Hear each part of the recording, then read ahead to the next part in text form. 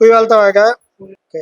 இங்க வந்து நம்ம ஒரு ஆன்மீக கலந்துரையாடல் பண்ண போறோம். ஸோ முக்கியமா இன்னைக்கு வந்து எல்லாமே ஏஐ டெக்னாலஜி, ஆர்டிஃபிஷியல் இன்டெலிஜென்ஸ் அப்படிங்கிற ஒரு விஷயத்தை நோக்கி இந்த உலகம் போயிட்டு இருக்கு. வெகு விரைவில், அதாவது இப்பவே நிறைய பேர் பாத்தீங்கன்னா நிம்மதியை தேடி அலைய ஆரம்பிச்சிட்டாங்க. நிம்மதி, அமைதி இதை தேடி போக ஆரம்பிச்சிட்டாங்க. ஒரு ஹோட்டல் நீங்க சாப்பிட போறீங்கனாலுமே அது எங்க நேச்சுரலா இருக்கோ அங்க போகலாம் அப்படிங்கிற ஒரு மைண்ட் செட்ல இருக்காங்க.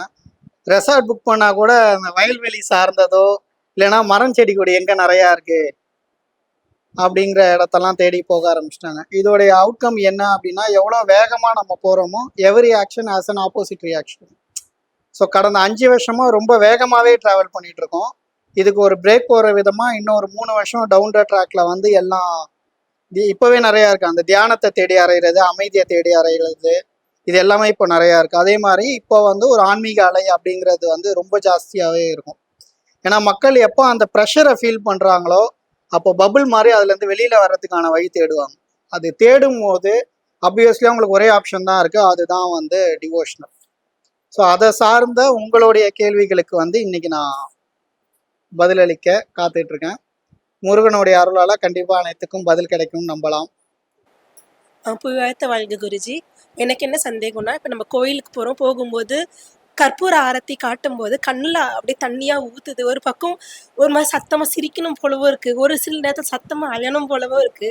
இது எதனால அப்படி நடக்குது? நான் வந்து பலவீனமா இருக்கேனா, இல்லைன்னா வந்து இந்த ஆன்மீகத்தில் ஏதோ ஒரு ஒரு நிலை தாண்டி போற ஒரு ஸ்டேஜா? எல்லாருக்கும் எல்லா ஆலயத்துலேயுமே வந்து இது ரெப்ளிகேட் கண்டிப்பாக ஆகாது. கண்டிப்பாக ஒரு சில ஆலயங்களில் வந்து இந்த மாதிரி ஆகும். அது எப்படி அப்படின்னு பார்த்தீங்கன்னா, நம்ம பூர்வ ஜென்ம தொடர்பை வந்து நம்ம ஆத்மா அங்கே ரிஃப்ளெக்ட் பண்ணிடும். ரிஃப்ளெக்ட் பண்ணும்போது உங்களை மீறி வந்து கண்ணிலேருந்து தண்ணியாக ஊற்றும். உங்களுக்கு அங்கே என்ன பேசணும்னு தெரியாது, ஒரு ஆனந்தம் கலந்த ஒரு பயம் வந்து வர ஆரம்பிச்சிடும். அதுக்கு 2 ஆப்ஷன். ஒன்று வந்து அது உங்கள் குரு சார்ந்த கோயிலாக இருக்கும் ஒன்று. 2வது ஆப்ஷன், நீங்கள் பூர்வ ஜென்மத்தில் அந்த இடத்துக்கு போயிருப்பீங்க, அங்கே அதை சார்ந்து உங்கள் வாழ்க்கை அமைப்பு இருந்திருக்கும். அதனால் இந்த ஃபீல் வந்து கொடுக்கும். ஏன்னா நீங்கள் இப்போ யாருங்கிறது மட்டும்தான் உங்கள் உடலுக்கும் உங்கள் மூளைக்கும் தெரியுமே. ஆனால் உங்கள் ஆத்மாவுக்கு நீங்கள் முன்ஜென்மத்தில் எங்கே இருந்தீங்க எப்படிங்கிறது எல்லாமே தெரியும். இதுதான் வந்து ஆத்மாவுடைய ஆனந்த நிலை அப்படின்னு சொல்லுவாங்க. அந்த நிலை அதை அடையும் போது, இப்போ நீங்கள் வள்ளலாரே எடுத்துக்கிட்டிங்கன்னா, வள்ளலார் சொல்லுவார், கண்ணீரால் என் உடம்பே நனையணும் அப்படின்னு ஒரு வார்த்தை சொல்லுவார். அந்த கண்ணீரால் உடம்பே நனையணும் அப்படின்னா அது ஆனந்த கண்ணீராக தான் இருக்கணும். அதை தான் நம்ம ஆனந்தம், ஆத்மானந்தம் அப்படின்னு சொல்கிறோம். ஆத்மாவுடைய ஆனந்தம் தான் ஒரிஜினல். அந்த ஆனந்தத்தை கொடுக்குற விஷயத்தை தான் நீங்கள் ஃபீல் பண்ணுறது. இது நீங்கள் குருவை பார்க்கும்போது கூட உங்கள் கண்ணிலேருந்து சில சமயம் தண்ணி வரும். அது உங்கள் ஆத்மாவுடைய ரிஃப்ளெக்ஷன். சரிங்களா? ஸோ இது அதனால் நடக்கிறது. இதை நீங்கள் கண்ட்ரோல் பண்ணுமான்னு கேட்டால் கண்டிப்பாக பண்ணக்கூடாது. ஏன்னா நம்மளுடைய தேடலே அந்த ஆனந்தம் தான். ஆத்மாவுடைய ஒரிஜினல் ஆனந்தம் தான் நம்ம தேடலே. அதையே நம்ம கண்ட்ரோல் பண்ணணும். அதுக்கு தான் பிறந்திருக்கோம், அதெல்லாம் அனுபவிக்கணும். ஸோ எப்போவுமே ஆத்மா, ஆன்மீகம் அப்படிங்கிறது ஃபீல் பண்ணாதான் தெரியுமே தவிர அதை வார்த்தைகளில் வந்து பெருசாக புரிய வைக்க முடியாது. ஸோ உங்களுக்கு அப்படி எங்கே ஃபீல் ஆச்சோ அந்த கோயிலுக்கு நீங்கள் ரிப்பீட்டடாக போகும்போது உங்களுடைய 7th சென்ஸ் ஆக்டிவேட் ஆகும். சரிங்களா? ஸோ இதை ஸ்டாப் பண்ணாதீங்க. கண்டிப்பாக இது வந்து ரொம்ப பெரிய விஷயம். Enjoy the feel. ஓகே, நன்றி. புகழ்த்த வாழ்க குருஜி. எனக்கு என்ன டவுட் அப்படின்னா, இப்போ நீங்கள் பேசினது அந்த இன்ட்ரொடக்ஷன்லேருந்தே நான் ஒரு கேள்வி கேட்குறேன். இப்போ இறைவன், மக்கள் அப்படின்னு 2 பேர் இருக்காங்க. ஸோ உண்மையாகவே இந்த பிரபஞ்சத்தை படைத்த அந்த இறைவனுக்கும் மக்களாகிய நமக்கும் இருக்கக்கூடிய அந்த உண்மையான தொடர்பு அப்படின்றது என்ன? அதை நான் தெரிஞ்சுக்கணும்னு ஆசைப்படுறேன். பிரபஞ்சம் தான் இறைவன், உங்களுக்கும் எனக்கும் நடுவில் இருக்க இந்த இடைவெளி தான் இறைவன் அப்படின்னு நம்ம வந்து வச்சுக்கணும். ஒரு தாய்க்கும் குழந்தைக்கும் இருக்க பந்தம் என்ன? அந்த பந்தம் தான் நம்மை படைத்த இறைவனுக்கும் நமக்கும் இருக்கிற ஒரு பந்தம். அந்த இறைவனை நம்ம சுற்றி சுற்றி தேடுறோம். நமக்கு நடுவில் இருக்க இந்த இடைவேளையை இறைவன் சொல்றோம். அதை எப்போ நமக்குள்ள உணர்றோமோ அப்போ வந்து அந்த பிரபஞ்ச சக்தி என்னங்கிறது நம்மளுக்கு வந்து தெரிய வரும். இதுக்கான தொடர்பு என்ன அப்படின்னு கேட்டீங்கன்னா, நம்ம தான் இறைவன், இறைவன் தான் நம்ம. அதை உணர்ந்தவங்க சித்தர்களா, ஞானிகளா போற்றப்படுறாங்க, இறைவனா பாவிக்கப்படுறாங்க. உணராதனால நம்ம மக்களாவே இருக்கும். புவி வாழ்த்த வாழ்க குருஜி. தெய்வம் ஒன்று, ஆன்மீகத்தை பொறுத்த வரைக்கும் தெய்வம் ஒன்றுன்னு சொல்றோம். ஆனா ஆன்மீகத்துக்கு கீழே இருக்கக்கூடியவர்கள் வந்து வாழ்க்கையில ஈடுபட்டு இருக்கவங்க வந்து, இப்போ இங்க விநாயகர் இருக்காங்கன்னா இந்த விநாயகர் கோயிலுக்கு போறாங்க, கண்டினியூவா போயிட்டே இருப்பாங்க. ஆனா திடீர்னு ஒருத்தவங்க வந்து ஒரு தூரமா இருக்க விநாயகர் கோயில காட்டிட்டு இங்க போனா நடக்குதுன்னு சொல்லிட்டு அங்க போயிடுவாங்க. விநாயகர் ஒண்ணுதான், தெய்வமே ஒண்ணுன்னு சொல்லும் போது விநாயகர் வேற வேறன்ற பட்சத்துல ஓடிக்கிட்டே இருக்காங்க இல்லையா? இதுக்கு என்ன தீர்வு? அதாவது ஒரு விநாயகர்ங்கிறது இல்லை. ஸோ ஏதாவது ஒரு கோயில் போறாங்க, அந்த கோயில்ல வந்து அவங்க வேண்டுற விஷயம் நடக்கலைன்னு இன்னொரு கோயில் போறாங்க, அங்க அந்த விஷயம் நடக்குது அப்படின்னு சொல்றாங்க.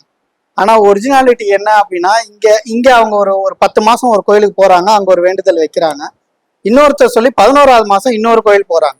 அப்ப இந்த 10 மாசம் வேண்டுதலையும் கேரி பண்ணிட்டு தான் அங்க போறாங்க. அப்ப அந்த 11 மாசம் வேண்டுதலை அவர் எடுத்துட்டு அதை நடத்தி கொடுக்குறாரு. இங்க வந்து ஆழம் மாத்துறது, கோயில் மாத்துறது நீங்க தானே தவிர அவங்க எங்கேயும் மாறல. எல்லா இடத்துலயும் விநாயகர் தான், முருகன் தான். சரிங்களா? இதுதான் லாஜிக், வேற எதுவும் பெருசா இல்லை. நான் இத்தனை வருஷம் இங்க போனா நடக்கலன்னா நம்ம கர்ம வினைப்படி எது எப்போ நடக்குதோ அப்பதான் கணக்கு. நீங்க இங்கேயே கன்டினியூ பண்ணியிருந்தாலும் அந்த ஒரு மாசத்துல அது நடக்கதான் போகுது. எல்லாருக்கும் நிறைய குறைகள் இருக்கும். ஆனா எனக்குமே கோயில்ல போயிட்டு நிக்கும் போது சாமி கிட்ட எனக்கு இந்த பிரச்சனை இருக்கு, அந்த பிரச்சனை இருக்கு, இது சரி செஞ்சு தாங்க அப்படின்னு என்னால கேட்கவே முடியல. நம்ம கோயிலுக்கு வந்து நான் நிக்கிறப்போ எதுவுமே இல்லாம பிளைண்டா நிக்கிறேன். அப்படியே கோயில்ல வந்து சாமியை மட்டும் பார்த்துட்டு தான் நிக்கிறேன். எதுவுமே என்னால கேட்க முடியல. வெளியில வந்ததுக்கு அப்புறம் தான் வந்துட்டு இதெல்லாம் நம்ம சாமி கிட்ட சொல்லவே இல்லைன்னு. அப்புறமா ரோட்ல நான் வண்டி ஓட்டுறப்போ என்னால மனசுக்குள்ளேயே வேண்டிக்கிட்டே போவேன் நான், சரி அப்படின்னு. ஆனா கோயில்ல சன்னதியில் நிக்கும் போது என்னால இருந்து குறைய சொல்லி என்னால கேட்க முடியல. அது ஏன் குருஜி? அதாவது நீங்க வந்து வேற ஒரு இடத்துல இருக்கீங்க, உங்க வீட்டுல இருக்கிறவங்க வேற ஒரு இடத்துல இருக்காங்க. அவங்க கிட்ட வந்து நீங்க நிறைய போன்ல எல்லாம் பேசியிருப்பீங்க. உதாரணத்துக்கு ஒரு ட்ரிப்பு ஒன்று போறீங்கன்னு வச்சுக்கோங்க, ஒரு 15 days ட்ரிப்பு போறீங்க. 15 நாள் அவங்க கிட்ட போன்ல நிறைய விஷயம் பேசியிருப்பீங்க. ஆனா அவங்கள நேர்ல பார்க்கும்போது உங்களுக்கு ஒரு வார்த்தை கூட வராது. அது உண்மை. அதே தான் இங்கேயும். அவர் வெர்ச்சுவலா நம்ம வந்து நினைக்கும் போது அவர்கிட்ட 1000 கேள்வி அப்படிங்கறதெல்லாம் நமக்கு வந்துடும். ஏன்னா அதுதான் நம்ம குரு, அவர்கிட்ட இருந்து தான் நம்ம வந்திருக்கோம். பட் அவரை நேர்ல பார்க்கும்போது கண்ணுல இருந்து தண்ணி தான் வருமே தவிர நமக்கு வேற எதுவும் வராது. உடலை வந்து எப்பவுமே உணர்ச்சி கடல் அப்படிங்கிற ஒரு வார்த்தையை தான் சுருக்கி உடல் அப்படின்னு கொடுத்துருக்காங்க. ஸோ உடல் எப்பவுமே வந்து உணர்ச்சிகளின் கடல் தான். இந்த உணர்ச்சி மேகம் எப்போ உங்க ரிலேட்டிவ்ஸ் உங்க கூட இருக்கவங்க கிட்ட இருக்கோ அதே தான் இறைவன் கிட்டயும் இருக்கு. அதாவது இறைவனை வந்து நீங்க உங்க சொந்தமா பாவிக்கிறதுனால உங்களால குறைகளை வந்து அங்க சொல்ல முடியும். இப்போ அதான் சொன்னேன், உங்க உதாரணத்துக்கு நான் உங்க ரிலேட்டிவ்ஸ் வச்சே தான் சொல்றேன். ஸோ நீங்க வந்து உங்க அப்பா அம்மா விலகி ஒரு 10 மாசம் இருக்கீங்க, திரும்பி பார்க்கும்போது உங்களால எதுவுமே பேச முடியாது. அவங்க காலில் வைங்களோ இல்லை கட்டி பிடிப்பீங்களோ கண்ணில் தண்ணி தான் வரும். ஏன்னா அத்தனை மாச விரதம் மாதிரி அதே தான் இறைவன் கிட்டையும். ஸோ அதை நீங்க சொந்தமா பாவிக்கும் போது உங்களுக்கு இந்த ஃபீல் தான் வரும். நீங்க யாராலையுமே அதிகபட்சம் இறைவன் கிட்ட இருந்து அதை வந்து எக்ஸ்போஸா சொல்ல முடியாது.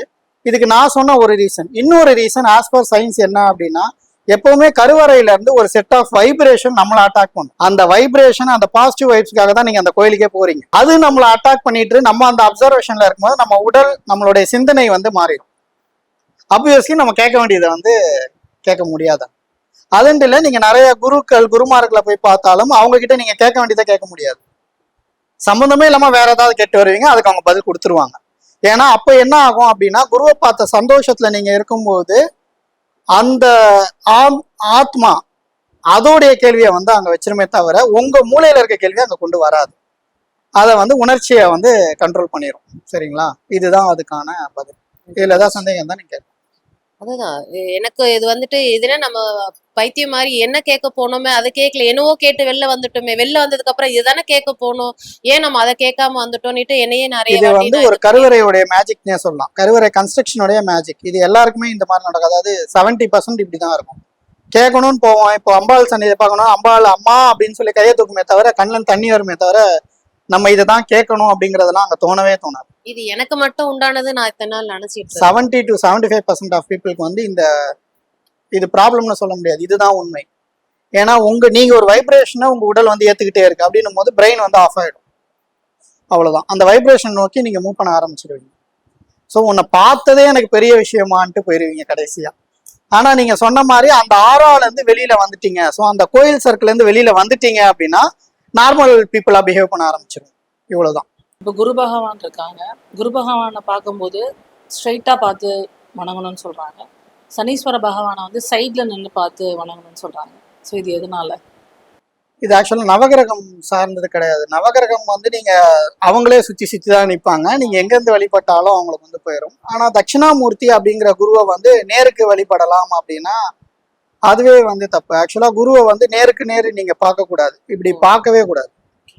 நீங்க குருவை பார்க்கறது அவங்க பாதம் பார்த்து தான் பேசணும், நேரா பார்த்தே பேசக்கூடாது. சனீஸ்வர பகவான் வந்து நம்ம கர்ம வினைக்காக பலனை தருபவர் அப்படின்னு சொல்லுவாங்க. அதனால அவருக்கு நேருக்கு நேர் வந்து நிக்க கூடாது. அதாவது வந்து சூரியனுடைய மகன் தான் வந்து சனீஸ்வரன். அப்ப அந்த பவர் வந்து இருக்கும் அவர்கிட்ட, சூரியனுடைய பவர் இருக்கும். சூரியனை நம்ம எதிர்த்து எவ்வளவு நேரம் நிக்க முடியும்? வைப்ரேஷன் வந்து ரொம்ப ஜாஸ்தியா இருக்குங்கிறதுனால அப்படி நிக்க முடியாது, சைட்ல தான் நிக்கணும். குரு பகவான் வந்து அப்படி இல்லை, ஞானத்துக்கான கடவுள் அப்படிங்கறதுனால நிக்கலாம்னு சொல்லுவாங்க. பட் என்னுடைய கூற்று என்ன அப்படின்னா, நீங்க குரு பகவானே வந்து நேருக்கு நின்று பார்க்க கூடாது அப்படிங்கிறது தான். அவர் பாதம் பார்த்து தான் பேசணும். குரு தான், குருவோடைய பாதம் பார்த்து நீங்க பேசுறது தான் வந்து. அதனாலதான் நீங்க மகாபாரதத்துல பாத்தீங்கன்னா அர்ஜுனன் வந்து பாதம் கிட்ட தான் இருப்பான், துரியோதனன் வந்து தலைகிட்ட இருப்பான். இப்போ ஏந்திக்கிறாரு அப்படின்னா அவர் பாதத்துக்கிட்ட தான் பார்ப்பாரு, தலையை பார்க்க மாட்டார். அதனாலதான் ஃபர்ஸ்ட் கொஸ்டின் முன்னாடியே துரியோதனன் வந்திருப்பான், இருந்தாலும் ஃபர்ஸ்ட் கொஸ்டின் வந்து அர்ஜுனனுக்கு பேர். ஏன்னா எப்பவுமே குரு கிட்ட வந்து தான் உனக்கு அடிமை அப்படிங்கிற ஒரு ஸ்தானத்துல தான் இருக்கணும், அவர் கால் கீழே தான் எப்பவுமே இருக்கும். அதனால நீங்க குருவை வணங்கினாலும் அவர் பாதம் பார்த்து வணங்குறது தான் வந்து முறை. வணக்கம் குருஜி. வினை பயன்னா என்ன, விதி பயன்னா என்ன? இதுக்கும் கர்மாவுக்கும் சம்பந்தம் இருக்கா, இல்ல கர்மான்ற சாப்டரே வேறயா? கர்ம வினை அப்படின்னு சொல்லுவாங்களே தவிர கர்ம விதின்னு யாரும் சொல்ல மாட்டாங்க. சரிங்களா? நடந்து முடிஞ்ச அப்புறம் அதை என்ன சொல்லுவாங்க, அது உன் விதி பாணி அனுபவிச்சிட்டேன்னு சொல்லுவாங்க. இதுதான் அது. அதாவது வினை அப்படிங்கிறது வரப்போறது, விதி அப்படிங்கிறது முடிஞ்ச அப்புறம் நம்ம சொல்லிக்கிறது. ஸோ விதியை மதியால் வெல்லலாம் அப்படின்னு சொன்னாங்க. அதாவது உங்க முன்னாடி ஒரு விஷயம் நடக்குது, ஒரு ப்ராப்ளம் நீங்க ஃபேஸ் பண்றீங்க அப்படின்னா அதுக்கு வந்து வினை, நாம் செய்த வினை தான் காரணம். சரிங்களா?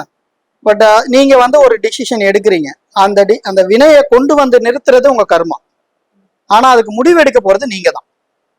ஸோ அந்த இடத்துல வந்து நீங்க என்ன முடிவு எடுக்கிறீங்களோ அதை பொறுத்து உங்க விதி வந்து மாறிடும். விதி வந்து மாற்றத்துக்கானது, வினை வந்து மாற்றத்துக்கானது இல்லை. வினை கம்பல்சரி உங்க முன்னாடி வந்து நிற்கும், ஆனா உங்களுடைய எதிர்கால விதியை வந்து நீங்க மாத்திக்கலாம். உங்களுடைய மதியால் உங்க விதியை வந்து நீங்க மாத்தலாம். ஏன்னா அது எதிர்வினையை நோக்கி தான் போகுது. நீங்க என்ன முடிவு எடுக்கிறீங்களோ அதை பொறுத்து உங்க எதிர்வினை மாறும். அதாவது உதாரணத்துக்கு ஒரு எக்ஸாம் பேப்பர் டஃபா வருது, அதான் வினை அப்படின்னு வச்சுக்கோங்களேன். அந்த பர்டிகுலர் ஸ்டூடெண்ட் வந்து நல்லா படிச்சிருந்தான் அப்படின்னா அவனுடைய மதியை யூஸ் பண்ணி அவன் அந்த விதியை மாற்ற முடியும். அதாவது எவ்வளவு டஃபா இருந்தாலும் அவனால ஆன்சர் பண்ணி அதில் வெளில வர முடியும். படிக்கலாம் அதுக்கான எஃபர்ட் போடல அப்படின்னா அவன் வந்து அந்த கர்ம வினையை சார்ந்தே போயிடுவான், அந்த வினை கண்டினியூ ஆயிடும். அதாவது எக்ஸாம் ஃபெயில் ஆவான், திருப்பி அந்த எக்ஸாம் எழுதணும். ஸோ அந்த வினை அவனுக்கு தொடருது இந்த இடத்துல. பட் நல்லா படிச்சானா அவனுக்கு அந்த வினை அத்தோட கட்டாயம் முடிஞ்சிருது. சரிங்களா? ஸோ அந்த இடத்துல வந்து விதியை நம்ம மாத்திடுறோம். புரிஞ்சுதா? புரிஞ்சு. பொய் வாழ்த்து வழக்கு குருஜி. என்னோட கேள்வி பொதுவான கேள்விதான். நம்ம கோவிலுக்கு போகும்போது ஒவ்வொரு இடத்துல ஒவ்வொரு வழிமுறையை ஃபாலோ பண்றோம். இப்ப இருக்க தலைமுறைக்கு எதுக்காக நம்ம அதை ஃபாலோ பண்றோம்? கோவிலுக்கு போனா கோபுரத்தாண்டதான் வந்து கொடிமரத்தாண்டதான் விழுந்து வழங்கணும், கோவில 3 முறை சுத்தி வரணும், இப்படிங்கிற அந்த ஆகமங்கள்லாம் எதற்காக வந்தது, ஏன் அதை நம்ம பின்பற்றணும் அப்படிங்கிற ஒரு விளக்கம். இப்ப இருக்க தலைமுறைகள் வந்து ஏன் அப்படின்னு கேக்குறாங்க. அப்ப முன்னாடி இருக்கவங்க கேட்கலையா அப்படின்னா கண்டிப்பா கேட்டுதானே இருப்பாங்க. கேட்டிருப்பாங்க, பெரியவங்க சொன்னாங்க, அதுக்கு ஒரு காரணம் இருக்கும் அப்படிங்கிற நம்பிக்கை இருந்தது. இப்ப எல்லாம் அறிவியலை நோக்கி அது சார்ந்த ஒரு உறுதித்தன்மை வேணும்னு கேக்குறாங்க. அதுதான் இல்ல, அதுதான் ஆன்மீகம் அப்படிங்கிறதே முதல்ல அறிவியல் தான். ஆன்மீகத்துடைய பேஸ் என்ன அப்படின்னு பாத்தீங்கன்னா அறிவியல் சார்ந்துதான் ஆன்மீகமே கட்டமைக்கப்பட்டிருக்கு. எல்லாமே யூனிவர்ஸோடைய பவர், அதாவது யூனிவர்ஸ் இந்த படிதான் இருக்கும் அப்படிங்கிறது இவங்க கண்டுபிடிக்கிறதுக்கு முன்னாடியே நடராஜர் குலத்தை கொண்டு வந்துட்டாங்க. அப்ப நம்மளை விட விஞ்ஞானத்திலையும் அறிவியலையும் அவங்க அவ்வளவு முன்னாடி இருக்காங்க. நவகிரகங்கள்ல 9 சொல்றோம், அதுல 7 உருவம் உள்ளது, ராகுக்கு எதுக்கு உருவம் இல்லை. இவங்க இப்ப வரைக்கும் 9 கிரகம்னு சொல்லி 4 வருஷத்துக்கு முன்னாடி தான் அந்த 2 கிரகம் வந்து நிழல் கிரகம் அப்படின்னே சொன்னாங்க. அதை நம்ம முன்னோர்கள் முன்னாடியே சொல்லிட்டாங்க. அப்போ யார் அறிவியல்ல முன்னாடி இருக்காங்கன்னா அவங்க தான் இருக்காங்க. இப்ப வர ஜென்ரேஷன் நம்ம சொல்லித்தர வேண்டியது இதுதான். இதை கட்டமைப்பு பண்ணது வந்து விஞ்ஞானிகள், சித்தர்கள், ஞானிகள், யோகிகள் அப்படின்லாம் நம்ம சொல்றோம். இவங்க எல்லாருமே விஞ்ஞானிகள் தான். வான சாஸ்திரம், மண் சாஸ்திரம், விண் சாஸ்திரம்னு எல்லா சாஸ்திரங்களையும் அவங்க வச்சிருந்தாங்க. இது என்ன சாஸ்திரம் அப்படின்னா அவங்க உணர்ந்த விஷயத்த அவங்க வந்து புத்தகமாகவும் சாஸ்திரமாகவும் கொண்டு வந்தாங்க. ஏன்னா அது அடுத்த ஜென்ரேஷனுக்கு போகணும் அப்படிங்கிறது தான். நீங்க கண்மூடித்தனமா நம்பினாலும் நீங்களே கொஞ்சம் சிந்திச்சிங்க அப்படின்னா அதுக்கான பதில் உங்ககிட்ட இருக்கும் அப்படிங்கிறது தான் நீங்க உங்க குழந்தைக்கு சொல்லணும். அவங்க உங்ககிட்ட ஒரு கேள்வி கேட்குறாங்கன்னா நீ நிறைய படிக்கிற, உனக்கு நிறைய அறிவு இருக்கு, நீ இதுக்கான பதிலா கண்டுபிடின்னு சொல்லுங்க. இப்போ ஒரு குழந்தைய ஆன்மீகத்துக்கு கொண்டு வந்தாதான் அந்த குழந்தையால ஒரு ஆரோக்கியமான ஒழுக்கமான வாழ்க்கையை வாழ முடியும். குழந்தைய எப்படி நீங்க ஆன்மீகத்துக்கு கொண்டு வருவீங்க?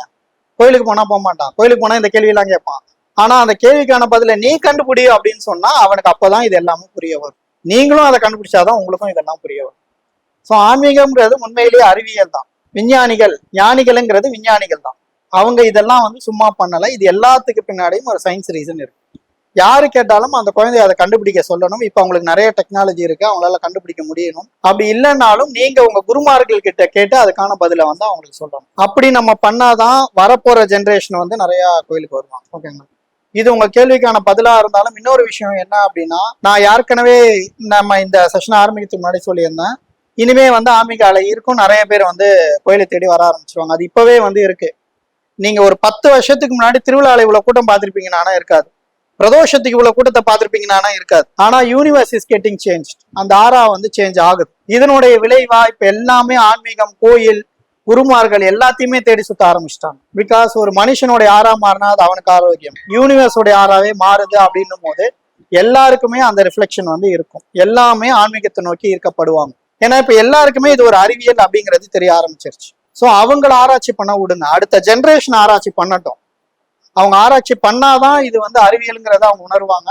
இது எதுவுமே சும்மா அமைக்கப்படலை அப்படிங்கிறதையும் அவங்க உணர்வாங்க. நம்ம இந்து மதத்துக்காக அவங்க ஸ்ட்ராங்கா நிற்பாங்க. சரிங்களா? புய் வாழ்த்த வாழ்க குருஜி. ஒரு இறந்த ஆத்மாவானது ஒரு பிறந்த குழந்தைக்குள்ள போறது சாத்தியமா? என்னுடைய கேள்வி. ஒரு இறந்த ஆத்மா பிறந்த குழந்தைகிட்ட போறது சாத்தியமா அப்படின்னு பாத்தீங்கன்னா கண்டிப்பா வந்து அந்த குழந்தையோட ஒரு சர்டன் ஏஜ் வரைக்கும் அது சாத்தியம் இல்லை. ஏன் அப்படின்னா அந்த தாயோடைய தொப்புள் கொடி பலம் வந்து அந்த குழந்தைக்கு இருக்கும். நீங்க நல்லா அப்சர்வ் பண்ணீங்கன்னா அந்த தொப்புள் கொடியை தான் முதல்ல தாயத்துல போடுவாங்க. அந்த தாயை விட பெரிய ரட்சை வந்து யாருமே கிடையாது. ஒரு குழந்தைய காப்பாத்துறதுல ஒரு தாய்க்கு இருக்க முக்கியத்துவம் வேற எதுக்குமே கிடையாது, வேற யாருக்குமே கிடையாது. சரிங்களா?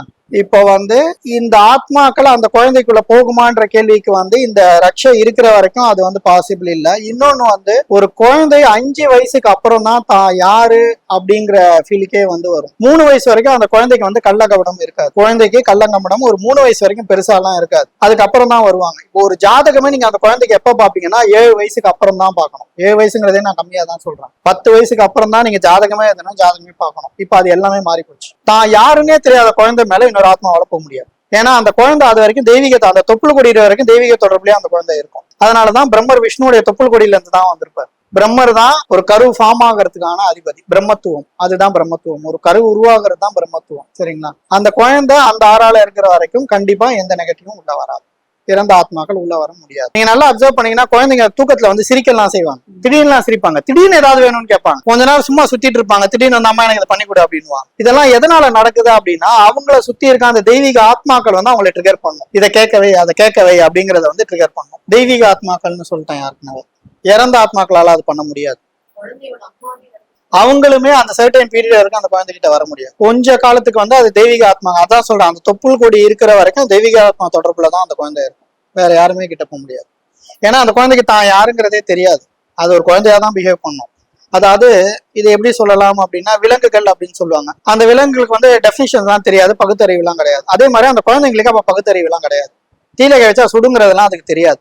தெரியுன்ற சென்ஸ் வரும்போது வேற ஆத்மாக்கள் கிட்ட வர வாய்ப்பு இருக்கு. அது வரைக்கும் கிடையாது. சுயசிந்தனை வரும்போதுதான் அதுக்கான வாய்ப்பு இருக்கு. சுயசிந்தனை வராத வரைக்கும் அது வாய்ப்பு இல்லை. என்னுடைய கேள்வி என்னன்னா, வடக்குல வந்து அமர்நாத் லிங்கம் இருக்கு, மகாலிங்கம், அந்த பனிலிங்கம். எப்பயுமே பாத்தீங்கன்னா அது ஒரு 54 நாள் வந்து அந்த லிங்கம் வந்து இருக்கும். அதை வந்து எல்லாரும் தரிசனம் பண்ணுவாங்க. ஜூலை மாசத்துல ஆரம்பிச்சு எனக்கு ஆகஸ்ட் தோராயமா சொல்றேன். ஆனா இந்த முறை 5 நாள்ல அந்த லிங்கம் கரைஞ்சிடுச்சு. அது ஏதாவது நமக்கு சொல்லுதா, என்ன சொல்ல வருதா, இல்ல நம்ம இந்த வெப்பநிலை வந்து சொல்லுதா, இல்ல என்ன எப்படி புரிஞ்சுக்கிறதுன்றதுல ஒரு விளக்கம். நன்றி குரு. புய் வாழ்த்தவள். அமர்நாத் பனிலிங்கம் அப்படிங்கிறத வந்து நிறைய பேர் வந்து இது இயற்கையா ஃபார்ம் ஆகுறது, அதை எப்படி வந்து இவங்க தெய்வமா வழிபடுறாங்க அப்படின்லாமே வந்து இதுக்கு நிறைய கொஸ்டின்ஸ் வேற வேற இடங்கள்ல இருந்து வருது. நம்ம வணங்குற எல்லா தெய்வங்களுமே கல் சிலையாகவோ இல்ல ஒரு மர சிலையாகவோ தான் வழிபடுறோம். ஏன்னா நம்மளது வந்து இயற்கை சார்ந்த வழிபாடு. நீங்க அதை கல்லா பாத்தீங்கன்னா கல் இயற்கை, மரமா வச்சனால அது இயற்கை அகைன். ஸோ நம்மளது வந்து இயற்கை, அதாவது இயற்கை சார்ந்த வழிபாட்டு முறையில தான் நம்ம இருக்கோம். அப்படின்னும் போது அந்த பனி லிங்கமா ஃபார்ம் ஆகும்போது அந்த பனி வழிபாடை தான் வந்து பண்றாங்க. அப்படின்னா அது 100% வந்து பவர் இருக்க ஒரு விஷயம் ஒண்ணு. ரெண்டாவது விஷயம், இந்த வருஷம் வந்து நாங்களே அமர்நாத் டிராவல் பண்றதா தான் இருந்தது. ஆனா என்னுடைய குரு கிட்ட இருந்து எனக்கு அது உத்தரவே வரல. ஸோ அப்பவே வந்து தெரிஞ்சு போச்சு வேற ஏதோ சம்திங் இருக்கு, அதனால அவர் உத்தரவு கொடுக்கலன்னு. ஸோ இப்போ இது 5 நாள்ல கரையுது அப்படின்னா இதுக்கு வந்து குளோபல் வார்மிங் ஒரு ரீசனா நீங்க எடுத்துக்கிட்டாலும் நம்ம அழிஞ்சிட்டு இருக்கோம் அப்படிங்கிறது தான் வந்து இது குறிக்குது. உதாரணத்துக்கு எடுத்துக்கிட்டீங்கன்னா நம்ம சித்தர்கள் 1000 வருஷம் வாழ்ந்தாங்க. அடுத்த ஜென்ரேஷன், அடுத்த சித்தர்கள் சைக்கிளே 800 வருஷம் ஆச்சு, 300 ஆச்சு, 200 ஆச்சு, 100 ஆச்சு. இப்போ நம்ம இருக்க சைக்கிள் 64, 60+ தான் நம்ம சைக்கிள். இது இன்னும் குறைய போகுது அப்படிங்கிறது தான் அவர் அங்கே ரெப்ரசென்ட் பண்றாரு. ஒரு சைக்கிளுக்கும் 8 வருஷம் குறையும். ஒரு சைக்கிள் ரிடக்ஷனும் 8 வருஷம் வந்து குறையும். இதுக்கு பின்னாடி நடராஜர் கோயில், நடராஜருடைய ஒரு மிகப்பெரிய ரகசியம் இருக்கு. ஒரு சைக்கிளும் ஏன் 8 வருஷம் குறையுது அப்படிங்கிறது. இப்போ நம்ம இருக்க சைக்கிள்ல நம்ம ஏஜ் வந்து 64. ஸோ இப்போ நம்ம அடுத்த சைக்கிள்ல இருக்கோம், அது அடுத்து குறையுது அப்படிங்கிறது தான் அவர் ரெப்ரசன்ட் பண்றாரு. ஸோ அது வந்து அடுத்த 56க்கு வரப்போகுது அப்படிங்கிறது தான் நமக்கான சூட்சுமமான பதில். அதுவும் 5 நாள் அப்படிங்கிறது 56ஓட மேப் ஆயிருக்கு. அவர் அதை வந்து அந்த இடத்துல சூட்சுமமா நமக்கு வந்து உணர்த்துறாரு. நன்றி நன்றி குரு. வாழ்க குருஜி.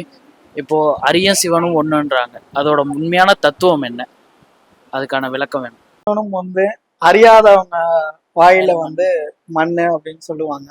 ஹரி சிவன் வேற வேற இல்ல, ரெண்டும் ஒண்ணுதான் அப்படிங்கிறத ஏன் சொல்றாங்க அப்படின்றத ஃபர்ஸ்ட் நம்ம பார்க்கலாம். முதல்ல வந்து பிரம்மத்துவம் அப்படிங்கிறதுக்கு நான் ஆல்ரெடி விளக்கம் கொடுத்தேன். அது வந்து ஒரு குழந்தை சுய நினைவுக்கு வராத வரைக்கும் அது வந்து பிரம்மத்துவத்துல தான் அந்த குழந்தை இருக்கும். ஸோ பகுத்தறிவு இல்லாத ஒரு குழந்தை தான் வந்து நம்ம பிரம்மத்துவத்துல இருக்கதா சொல்லுவோம். ஏன்னா பிரம்மருக்கு வந்து பெருசா கோயில் இருக்காது. இன்னொன்னா அவர் யார் சொல்றதையுமே லிசன் பண்ணி நீங்க பாத்துருக்க மாட்டீங்க. அவருக்கு எந்த கோயில் இருந்தாலும் வந்து அங்க லிசனிங்ல வந்துலாம் இருக்க மாட்டாரு அதிகமா. அவரை யாரும் பெருசா வணங்கி அப்படிலாம் நம்ம பார்க்க முடியாது. ஏன்னா அது வந்து ஒரு குழந்தை ரூபம், ஒரு கருவு ஃபார்ம் ஆகிறதுக்கு வந்து அவர் தான் காரணம். அவர் வந்து அந்த நிலையில இருக்கிறார். ஸோ பிரம்மர் குழந்தைய உணர்த்துறாரு அப்படின்னா அதுக்கு அடுத்த ஸ்டேஜ் ஒரு 10 வயசுக்கு அப்புறம் இருக்கிறார். அதனாலதான் அவங்களுக்கு வந்து சரஸ்வதியை வந்து ஜோடியா வச்சிருப்பாங்க. ஆனா அவங்கள ஜோடியா நீங்க எங்கேயாவது பார்க்க முடியுமானா அதுவும் கிடையாது. தள்ளி தான் உட்காந்துருப்பாங்க. இப்போ விஷ்ணு வச்சிருக்க மாதிரி மடியில உட்கார வச்சு ஒரு உருவம் பார்த்திருப்பீங்களான்னா கிடையாது, இருக்காது. ஏன் அப்படின்னா கல்விக்கான ரெப்ரசன்டேட்டிவா தான் சரஸ்வதி அங்க இருக்கிறாங்க. அந்த பிரம்மத்துவம் அப்படிங்கிறது குழந்தைங்களை குறிக்குது அப்படின்னும் போது அவங்களுக்கு ஞானம் அப்படிங்கிறது தேவை. ஞானம் கொடுக்குற சரஸ்வதியை அவர் வந்து கூட வச்சிருக்கிறாங்க. சரிங்களா? ஸோ இந்த இடத்துல இது முடிஞ்சிருக்கு. ரெண்டாவதா வந்து விஷ்ணு வர்றாரு. ஸோ விஷ்ணு வந்து அனந்த சயனத்துல இருக்கிறாரோ இல்லைன்னா உட்கார்ந்துருக்கிறாரோ, அவருக்கு பல ரூபங்கள், பல அவதாரங்கள். இந்த விஷ்ணுவுடைய ரூபம் எப்ப வருது அப்படின்னா உங்களை சார்ந்து ஒரு குடும்பம் வருது, உங்களை சார்ந்து ஒரு மக்கள் வராங்க, உங்களை சார்ந்து ஒரு குழந்தை வருது, ஒரு மனைவி வராங்க, இல்லை ஒரு புருஷன் வராங்க. எப்படியோ உங்களை சார்ந்து ஒருத்தவங்க வரும்போது நீங்க விஷ்ணு ரூபத்துக்குள்ள வரீங்க. விஷ்ணு பல அவதாரங்கள் எடுக்கிறாரு. உங்களை சார்ந்தவங்களை காப்பாத்துறதுக்காக நீங்க பல அவதாரங்கள் எடுக்கிறீங்க. கரெக்டா?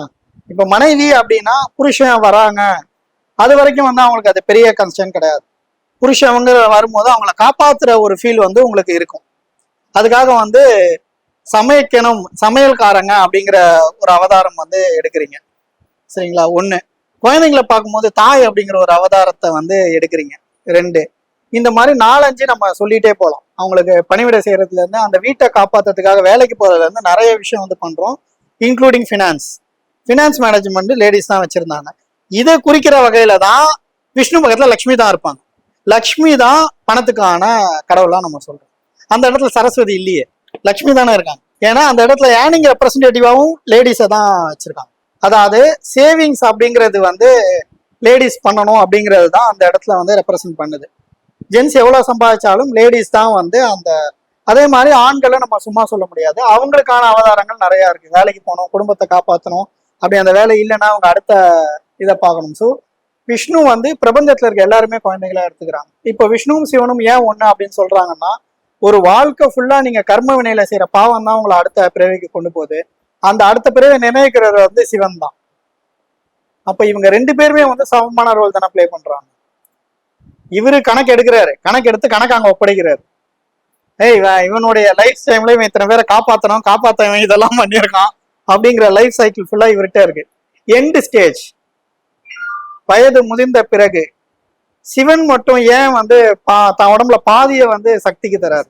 ஒரு சர்டைன் ஏஜ், ஒரு 54, 55க்கு மேல ஒரு ஆணால தனியா இயங்க முடியாது. அவங்களுக்கு அப்ப கண்டிப்பா சக்தியோடைய தொடர்பு வந்து தேவை. அதனாலதான் தான் உடம்புல பாதியை வந்து சக்திக்கு கொடுக்குறாரு. அவங்கதான் இவருடைய இயக்க சக்தியாவே இருந்து செயல்படுறாங்க. அதே மாதிரி சிவனை தான் நீங்க பெருசா தியான கோலத்துல வந்து பார்க்கணும். 55 வயசுக்கு மேல பிரபஞ்சத்துடைய கனெக்டிவேஷன், அமைதி அப்படிங்கிறது வந்து அவங்களுக்கு தேவைப்படும். இது ஜென்ஸுடைய நார்மல் மோட். இந்த ஏஜ் செக்டார்ல நீங்க பிரிச்சிங்கன்னா 15 வயசு வரைக்கும் அதை பிரம்மத்துவத்துல வச்சுக்கலாம். ஒவ்வொரு மனுஷனையும் 15 வயசுக்கு மேல கல்யாணமாகி வர ஸ்டேஜை வந்து நீங்க விஷ்ணுவுக்கு வச்சிடலாம்.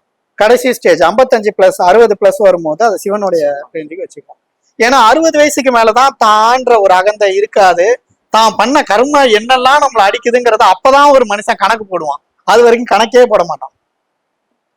இந்த எலும்போட சதை ஒட்டி இருக்க வரைக்கும் அவன் போடுற ஆட்டம் பெருசா இருக்கும். அது கொஞ்சம் கொஞ்சமா 60 வயசுக்கு மேல விலக ஆரம்பிக்கும் போதுதான் இதெல்லாம் நம்ம பண்ணிட்டோமே அப்படிங்கிற வருத்தப்படுற ஒரு ஸ்டேஜ் இருக்கும். ஸோ இந்த 10 வயசு வரைக்கும் பகுத்தறிவு இல்லாத வரைக்கும் உங்களுக்கு கணக்குல வராது. நீங்க விஷ்ணு ரூபமா எடுக்கும் போது தான் இது கணக்குலயே வருது. கணக்கை முடிக்கிறவர் சிவன். அப்படின்னும் போது இதுங்க ரெண்டும் வந்து ஒன்னா தான் செயல்படுவாங்க. அதனாலதான் சங்கரன் அப்படிங்கிற ஒரு ரூபத்துல திருநெல்வேலியில வந்து கோயில் இருப்பாங்க. ரெண்டு பேரும் ஒன்னா இருக்கிற சுரூபம் அங்க மட்டும்தான் இருக்கும். இதனாலதான் இவங்க பக்கத்துல சரஸ்வதி, பிரம்மா பக்கத்துல சரஸ்வதி இருக்குது ஞானத்துக்காக. ஏன்னா பகுத்தறிவு அவங்க தான் கொடுக்குறாங்க. அதுக்கு அடுத்து வந்து சம்பாத்தியம் அப்படிங்கிற ஒரு விஷயத்துக்காக லக்ஷ்மியை வந்து கூட வச்சிருக்கிறாரு. லக்ஷ்மி அதுக்கு மட்டும் சொல்ல மாட்டாங்க. லக்ஷ்மி பாத்தீங்கன்னா நீர்ல இருந்து வந்தவங்க தான், கடலை கடையும் போது வரவங்க தான் லக்ஷ்மி. அதாவது சேவிங்ஸ் அப்படிங்கிறது வந்து எப்பவுமே நீங்க ஒரு லேடிஸ் பேர்ல சேவிங்ஸ் கொண்டு வரீங்க அப்படின்னா அது உங்களுக்கு நிறைய செல்வத்தை கொடுக்கும். இது நார்மல். ஒரு லேடிஸ் பேர்ல நீங்க ஒரு அக்கௌண்ட் ஆரம்பிச்சு அதுல சேவிங்ஸ் பண்ணிட்டே வரீங்கன்னா அது உங்களுக்கு நிறைய சேவிங்ஸ் கொடுக்கும். ஏன்னா அவங்க மகாலட்சுமியின் அம்சம் அப்படிங்கறதுனால அவங்க கிட்ட வந்து சேவ் ஆகும். இன்னொன்னு வந்து ஒரு ரியாலிட்டி என்ன அப்படின்னா அவங்க வந்து அனாவசியமா ஜாஸ்தி போக மாட்டாங்க. முன்னாடி இருந்தவங்க வீட்டில தான் இருப்பாங்க, வெளில போக மாட்டாங்க. வெளில போனாதான் அவங்களுக்கு செலவு, வீட்டில இருந்தா செலவு கிடையாது. அவங்க வீட்லயே தான் இருப்பாங்க. ஹவுஸ் மேனேஜ்மெண்ட் அவங்க கிட்ட தான் இருப்பாங்க. மூணாவதா சிவன் வந்து தான் உடம்புல பாதி சக்திக்கு கொடுத்த காரணமும் இதுதான். உங்க ரவுக்கியம் கிளியர் ஆயிடுச்சா? ஸோ நீங்க பண்ற கர்மா, அவங்க கேட்ட கேள்வி மாதிரி கர்ம வினைகள் வந்து நம்ம விஷ்ணு ரூபத்துல தான் பண்றோம். சிவரூபத்துல அதை அனுபவிக்க ஆரம்பிச்சு கட்சியில போய் சேர்றோம். நீங்க இப்போ ஒரு கேள்விக்கு தொடர்பா தான் இந்த கேள்வி கேட்கிறேன். அந்த 60s தான் நீங்க வந்து அவங்க அது எல்லாத்தையும் அனுபவிப்பாங்க, உணர்வாங்க சொல்றீங்க. அப்போ அந்த இதில் அந்த பிறவிலேயே அந்த வினையெல்லாம் அவங்க முடிச்சிருவாங்களா? திருப்பி நீங்க சொல்றீங்க நெக்ஸ்ட் ஜென்மம் நெக்ஸ்ட் பிறவி எடுக்கிறப்போ அது கண்டினியூ ஆகும் சொல்றீங்களா? தாங்கிற அகங்காரம் வந்து அப்போ உடையும்னு ஒரு வார்த்தை நான் வந்து யூஸ் பண்ணிட்டேன் ஏற்கனவே. எல்லா பிரச்சனையோட பேஸ் என்ன, விதை என்ன அப்படின்னா தான்ற அகங்காரம் தான். எல்லா பிரச்சனைக்குமே அது எதா இருந்தாலும் சரி, அது இன்க்ளூடிங் ஆசையா இருந்தாலும் சரி, பேராசையா இருந்தாலும் சரி, தாங்கிற ஒரு விதையில இருந்து தான் அந்த பேராசையோ ஆசையோ இல்ல துன்பமோ துயரமோ வந்து ஆரம்பிக்குது. இது வந்து அந்த இடத்துல உடையும். சரிங்களா? தான் செய்த தவறுகளை அவங்க அசை போடுவாங்க. சரிங்களா?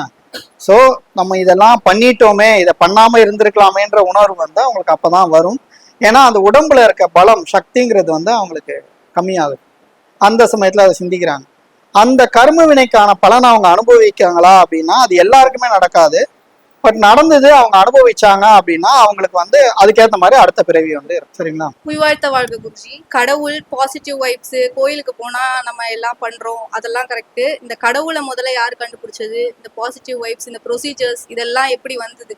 இது வந்து எல்லாருக்குமான ஒரு பொதுவான கேள்வியா இருக்கும். நிறைய பேருக்கு வந்து இந்த கேள்வி இருக்கும், கடவுளை முதல்ல யாரா கண்டுபிடிச்சா, யாரா இதெல்லாம் கொண்டு வந்தா, இதெல்லாம் யாரா செய்ய சொல்றா அப்படிங்கிற ஒரு கொஸ்டின் வந்திருக்கும். கடவுளை யார் கண்டுபிடிச்சா அப்படிங்கிற கேள்விக்கான ஒரு பதில் இன்னை வரைக்கும் எனக்கு தெரிஞ்சு வந்து இல்லை. ஆனா இதுக்கான பதில் என்ன அப்படின்னா, நீங்க எப்போ வந்து கடவுளை கும்பிட ஆரம்பிச்சீங்க? அம்மா அப்பா சொல்லி கொடுத்து கொஞ்ச நாளைக்கு அப்புறம். கொஞ்சம் வயசு என்ன இருக்கும்? ஒரு 5 வயசு. அப்பதான் நீங்க கடவுளை கண்டுபிடிச்சீங்க? அம்மா சொன்னதுக்கு அப்புறம் தெரிஞ்சு கும்பிட்டது. அதுதான், அப்பதான் நீங்க கடவுளை கண்டுபிடிச்சது. அதுதான் பதில். கடவுளை யார் முதல்ல கண்டுபிடிச்சாங்கன்னு கேட்டேன். நீங்க தான். நீங்க கண்டுபிடிச்சீங்களா இல்லையா? கண்டுபிடிச்சிட்டீங்க, அவ்வளவுதான். ஒவ்வொருத்தருமே அந்த கடவுள் அப்படிங்கிற விஷயத்த வந்து கண்டுபிடிச்சதா சொல்றோம். ஆனா அதுக்கு உண்மையான பதில் இல்லை. கடவுளை எப்போ நம்ம கண்டுபிடிக்கிறோம்னா நமக்குள்ள இருக்க கடவுளை நம்ம எப்போ உணர்றோமோ அப்பதான் அதை கண்டுபிடிச்சதா அர்த்தம். யாரெல்லாம் உணர்ந்தாங்களோ அவங்க எல்லாம் கண்டுபிடிச்சிட்டாங்க, யாரெல்லாம் உணரலையோ அவங்க எல்லாம் கண்டுபிடிக்கல. இதை நான் ஆரம்பத்திலேயே சொல்லியிருந்தேன். அதாவது வள்ளலார் தனக்குள்ள இருந்த கடவுளை அறிந்தார், சித்தர்கள் அறிஞ்சாங்க, இன்னைக்கு கடவுளா நிக்கிறாங்க. அறியாதனால நம்ம மக்களா இருந்து இது வரைக்கும் பேசிக்கிட்டே இருக்கோம். ஸோ கடவுளை கண்டுபிடிச்சது யாருன்னா நம்ம தான். ஆனா நமக்குள்ள இருக்கிற கடவுளை நம்ம கண்டுபிடிச்சாதான் அதை கண்டுபிடிச்சதா அர்த்தம், இல்லைன்னா இல்லை, அவ்வளவுதான். ஒரே கடவுள் சொல்றோம். ஆனா நம்ம வந்து நிறைய நம்ம பார்க்கும்போது கோவில் நிறைய வடிவங்கள் இருக்கு, சக்தி வடிவங்கள், நிறைய விதமான சாமிங்க பேர் சொல்றோம். அப்படி இருக்கும்போது ஒரே கடவுள் கடைசியா சொல்றோம். எல்லாமே போய் சேர்ந்து பிரபஞ்சம் தான், பிரபஞ்ச சக்தின்னு சொல்றோம். அப்ப அதுதான் கடவுள்னா நம்மள இத்தனை விதமா நம்ம அது கடவுள் பிரிச்சு நம்ம கும்பிடுறோமா?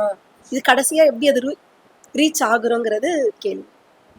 அதாவது ஏன் இத்தனை கடவுள் இருக்காங்கன்னு கேக்குறீங்க. அதான் பிரபஞ்சம் தானே அல்டிமேட் நம்மளுக்கு கடவுள்.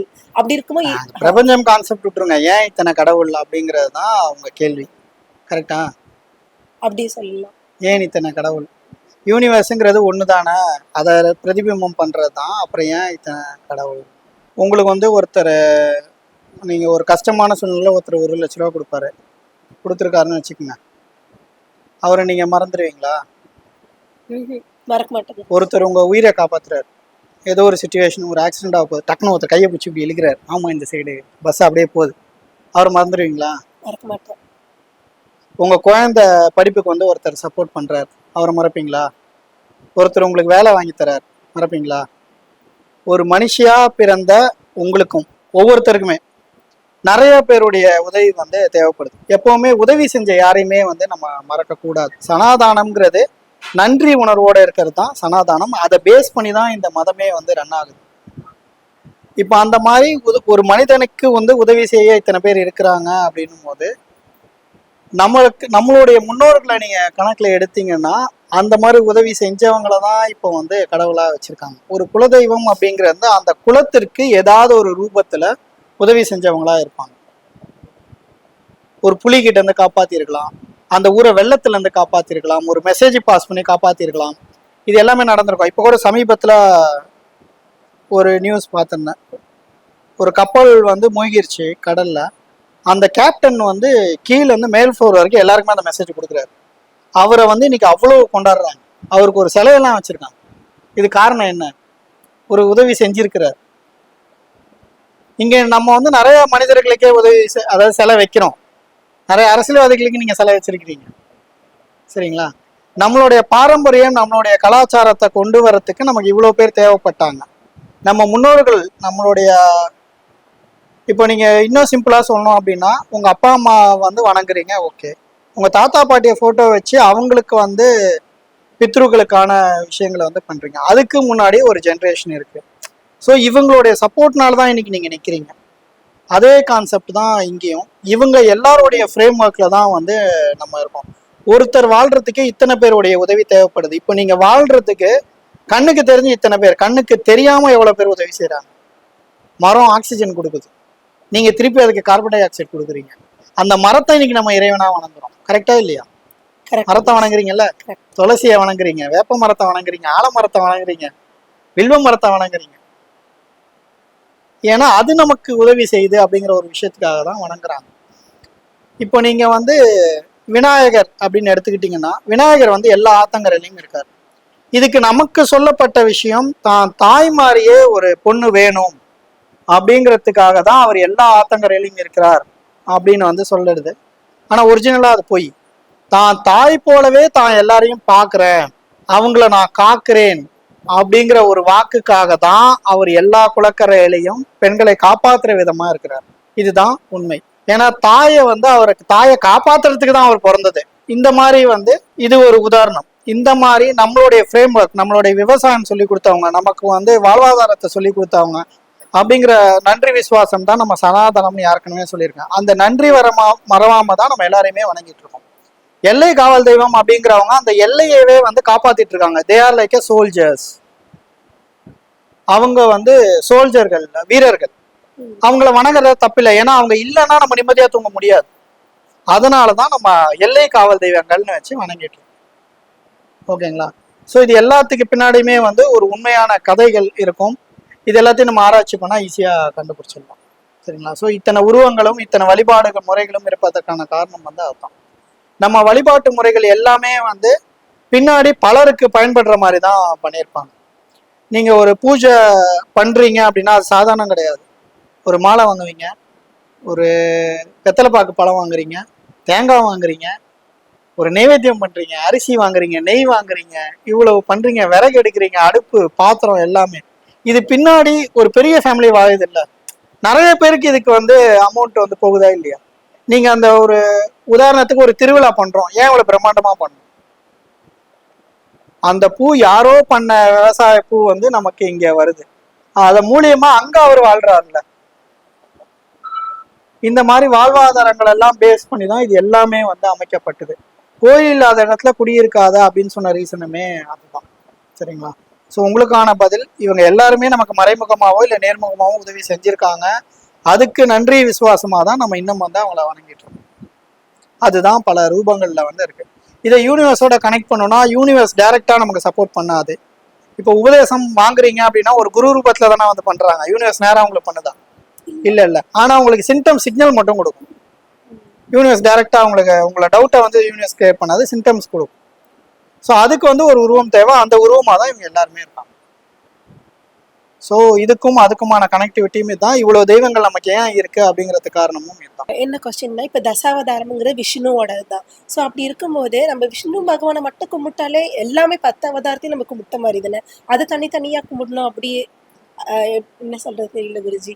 அப்படி அவசியம் இல்லைல்ல. நம்ம அவர் கும்பிட்டாலே எல்லாமே அது கவர் ஆகிரும் தானே. ஸோ அல்டிமேட்டாக ஒரு தெய்வம், அந்த ஒரு தெய்வத்தை நம்ம வணங்கினாலே எல்லாமே கவர் பண்ண மாதிரி தானே இல்லையா? அவருக்கு வந்து 10 அவதாரங்கள் இருக்கு. 10 அவதாரங்களும் ஒரே பேட்டர்ன்ல ஹேண்டில் பண்ணாங்களா? ஒரே பேட்டர்னா இருந்ததா? கிடையாது. ஒன்னொன்னு ஒவ்வொரு பேட்டர்ன்ல வந்து வச்சிருக்கிறார். ராவணனுடைய 10 தலைக்கும் இதுக்கு சம்பந்தம் இருக்குன்னு உங்களுக்கு தெரியுமா? தெரியாது குருஜி. ராவணனுக்கு 10 தலை இருக்கு. அது 10 விதமான குணாதிசயங்கள் இருக்கு.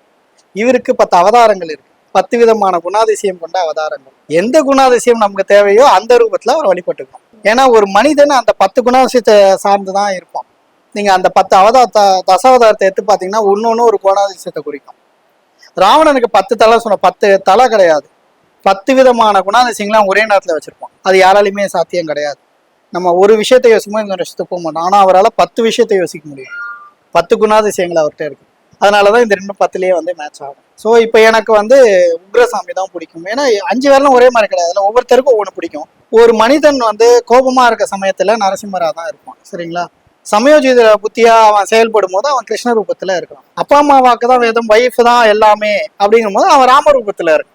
இவ்வளவுதான். அதனால உங்களுக்கு என்ன ரூபம் அதில் பிடிச்சிருக்கோ அதை நீங்க வந்து வணங்கிக்கலாம். நன்றி குருஜி. புவி வாழ்த்த வாழ்க குருஜி. நேச்சர் டிசாஸ்டர், இந்த இயற்கை பேரடைவு இதெல்லாம் எதனால நடக்குது?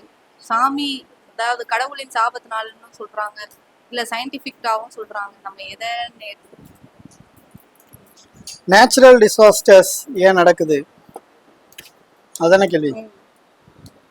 நேச்சுரல்ல நீங்க டிசாஸ்டர் பண்றதுனால நேச்சுரல் டிசாஸ்டர்ஸ் நடக்குது. அதான் பதில். ஆனா அப்போ அது ஜாஸ்தியா அந்த அளவுக்கு இல்ல. இப்போ வந்து அப்போ நேச்சுரல்ல நம்ம ஜாஸ்தி டிசாஸ்டர் பண்ணல. இப்போ நேச்சுரல்ல ஜாஸ்தி டிசாஸ்டர் பண்ணிடுறோம். அதாவது நிறைய நேச்சுரல் திங்ஸை வந்து அழிச்சிடணும். முன்னாடி நம்ம அவ்வளோ பண்ணலை.